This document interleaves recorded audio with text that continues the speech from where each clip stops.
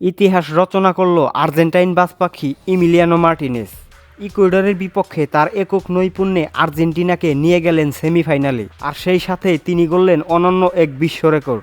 তো বন্ধুরা, ইমিলিয়ানো মার্টিনেজের বিশ্ব রেকর্ড এবং এবারের কোপা আমেরিকায় তার গোল্ডেন গ্লাভস পাওয়ার সম্ভাবনা নিয়েই থাকছে আজকের প্রতিবেদন। বন্ধুরা, কোয়ার্টার ফাইনালে এক ইমিলিয়ানো মার্টিনেজের কাছে নাস্তানাবুদ হলো ইকুয়েডর। ম্যাচে লিওনেল মেসির পেনাল্টি মিসের পরও একের পর এক পেনাল্টি সেভ দিয়ে এক ঐতিহাসিক জয় এনে দিল আর্জেন্টিনাকে।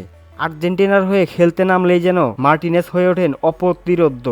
এবারের কোপা আমেরিকায় সবচেয়ে বেশি 4 ম্যাচের 3টিতেই ক্লিনশিট রেখেছে মার্টিনেজ। সেই সাথে সবচেয়ে কম মাত্র একটি গোল হজম করেছে তিনি। প্রতি ম্যাচে তার সেভ পার্সেন্টেজ হচ্ছে 88% এবং এখন পর্যন্ত গুরুত্বপূর্ণ 7টি সেভ দিয়েছেন তিনি। তাই বলাই যায় এবারের কোপা আমেরিকার গোল্ডেন গ্লাভসটাও উঠতে যাচ্ছে এমি মার্টিনেজের হাতেই। সেই সাথে আজকের ম্যাচে 2টি পেনাল্টি সেভ দিয়ে তিনি গড়লেন অনন্য এক বিশ্ব রেকর্ড। রেকর্ডটি হলো যে কোনো ধরনের বড় টুর্নামেন্টে এখন পর্যন্ত সবচেয়ে পেনাল্টি সেভ দিয়েছেন তিনি।